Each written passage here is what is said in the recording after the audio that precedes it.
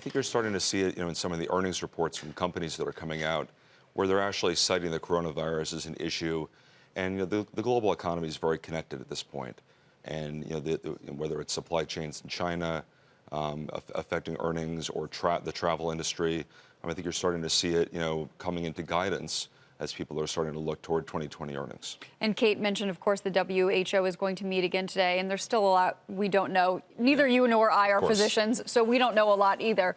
Do you think this fear, though, is warranted just because of the uncertainty? We don't know how long it could last. We don't know the ripple effect through the supply chain. So does it feel right that stocks are selling off on this? Well, I think first, as a human issue, of course, it's very scary.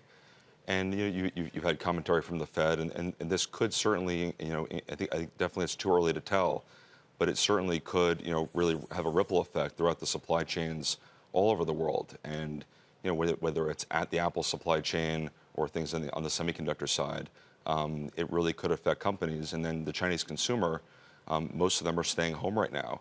The Lunar New Year, which is normally a very quiet time, is being extended. And we just don't know. It's too early to tell how long that will be extended and how long the Chinese consumer will be on the sideline. So it's hitting both the consumer side and also hitting a lot of the global, the U.S. companies that have global presences all over the world, whether it's Starbucks or McDonald's. So on top of that, of course, we have a lot of earnings that investors are going to need to wade through. And as always, some companies reporting strong results, others not so much. We talk a lot about these big momentum names on CNBC because, frankly, they just keep shooting higher. A name like Tesla, even Microsoft hitting all-time highs. Of course, it's sort of has been around for a while. But when you look at this market, are you worried about valuation, or do you still see pockets of opportunity?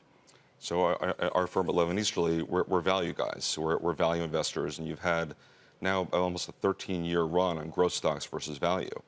So even though the market's at all-time highs, we're still finding very cheap stocks. So you've had really a bifurcation of a lot of expensive momentum stocks, but there are still a lot of stocks that are down, that are out of favor, that have attractive free cash flow yields, and that's the area that we're playing in. And we're still finding, even with the market here, there are a lot of stocks trading at 10, 11, 12 times free cash flow that are quite attractive for us.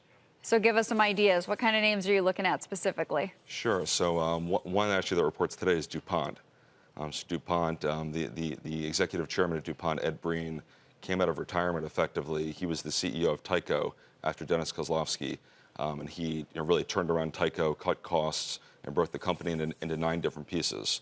And he came out of retirement to take over DuPont, merged it with Dow, has broken it up into 3 different pieces, which is the Dow Materials Science business, the Corteva Agricultural Science business, and DuPont. That's the specialty business.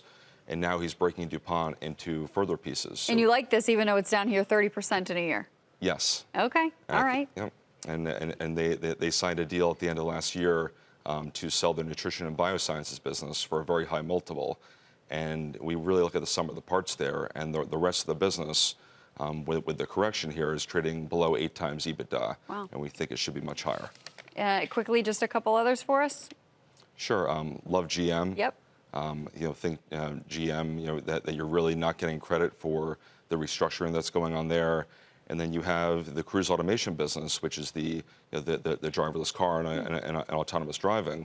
That we think it does have a private valuation of about $19 billion, and we don't think that's reflected very well in the stock price either.